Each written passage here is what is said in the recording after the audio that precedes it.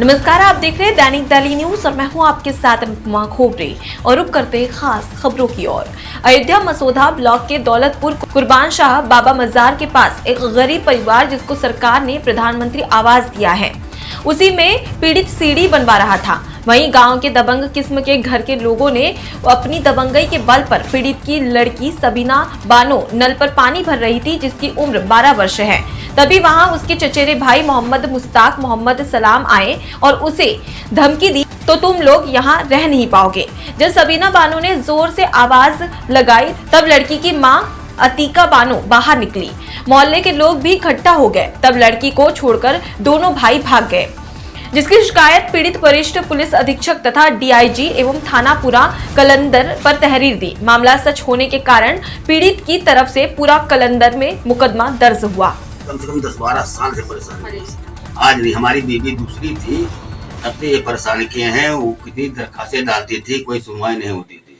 अभी फिलहाल में 5-6 महीना पहले उस घर का मीटर है, उसमें पीछे इनके जमीन दूसरी खरीदा, हमारा जमीन कब्जा कर लिया है। अभी हमारा संडास उंडास बनी हुई है, लेटरिन बनी है, मगर फिर भी उसमें 4 पेड़ नीम का था, उस भी काट लिया और लेटरिन जाने नहीं देते। उसमें सब हावी है, मारने पीटने की धमकी देते हैं, जान से मार देंगे। पानी भरने वहाँ बाल्टी लेकर जा रहे थे पंप पानी भरने, तो वो निकल पड़े। जब हम आए यहाँ पे पानी भरने, तो फिर वो आगे गाड़ी से दोनों भाई आगे, फिर वो क्या कहते हैं, हमको खींचने लगे, हाथ पकड़ के खींचने लगे। एक भाई मुस्तफ़ा, फिर उसने क्या कहते हैं, एक गाड़ी बैठे थे एक लोग, उन्हें कहा कि चलो अब काम हो जाएगा मेरा, तो वो हम खींच नहीं रहे थे, तो वो हमको नल का कुर्ते से पकड़ लिया था।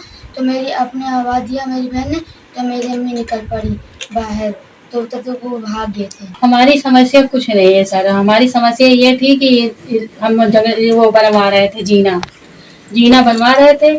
फिर उसके पहले झगड़ा हुआ हम लोग का। झगड़ा से पहले हमारी लड़की का हाथ पकड़ा उसने हमारी लड़की का हाथ पकड़ के खींच रहा था। मगर हमारी लड़की ने जब चिल्लाया, शाम को मगरिब की टाइम थी, अजान हो गई थी, और हमारी लड़की ने चिल्लाया, तो हम घर से यहाँ खाना बना रहे थे, यहाँ से निकले, तब तक वो दोनों भाई भाग चुके थे, वो सड़क पे जा चुके थे छोड़ के। वहाँ हमारी लड़की रोने लगी पकड़ के हमको कि अम्मी ये खींच रहे थे, चोट भी लग गई उसके, फिर चोट भी लग गई है। अब बताइए सर, हम क्या करें। देश में लगातार बढ़ रही महंगाई को लेकर दिव्यांग सपा नेता पंडित समरजीत ने अनोखा प्रदर्शन किया है। दिव्यांग सपा नेता ने जनपद के भरतकुंड क्षेत्र में लोगों को समाजवादी सरसों का तेल उपलब्ध कराकर उनके दुख को थोड़ा दूर करने का जरूरी प्रयास किया है। पंडित समरजीत ने कहा कि भाजपा सरकार में देश की जनता भूख, भय एवं भ्रष्टाचार से त्रस्त है और यही उसके पतन का भी कारण बनेगा। उन्होंने कहा, कोरोना वैश्विक महामारी का दंश देश झेल रहा है। देश की आर्थिक स्थिति सुधरी भी नहीं है कि पेट्रोलियम पदार्थों, खाद्य पदार्थों सहित कई अन्य क्षेत्र में भी महंगाई ने अपनी क्षमता को लांघ दिया है, जिसके कारण लोग भूखे मरने को मजबूर है। उन्होंने कहा कि केंद्र और प्रदेश सरकार लोगों की मूलभूत सुविधाओं को सुव्यवस्थित करने की बजाय केवल नाली, सरोवर व उपवन का ही विकास कर रही है। दिव्यांग सपा नेता ने कहा कि आने वाले विधानसभा चुनाव के प्रदेश की जनता समाजवादी पार्टी के पक्ष में अपना समर्थन देकर अखिलेश यादव को मुख्यमंत्री बनाएगी। महंगाई चरम सीमा पर पहुंच गई है और गरीब जो है वो भूखमरी की कगार पे पहुंच गए हैं। आज इसी को लेकर जो है हमने समाजवादी सरसों का तेल गरीबों के बीच में, माताओं बहनों के बीच में बांटने का काम किया तथा सपा द्वारा की गई घोषणाओं को भी हमने माताओं बहनों के बीच में बताने का काम किया है। आज भाजपा सरकार में महंगाई से जो है हमारे गरीब भाई त्रस्त हो गए हैं तथा बेरोजगारी चरम सीमा पर भी पहुंच चुकी है।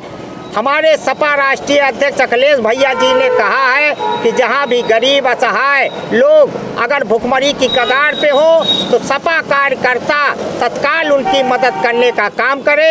आज इसी उद्देश्य को लेकर जहां गरीब भाई हमारे साग सब्जियां छौंकने में दिक्कत आ रही है, सरसों का तेल लेने में दिक्कत आ रही है महंगी सरसों को, तो आज उन महिलाओं के बीच में हमने समाजवादी सरसों का तेल वितरित करने का काम किया। यह कार्यक्रम हमारा अनवरत गांव-गांव चलता रहेगा।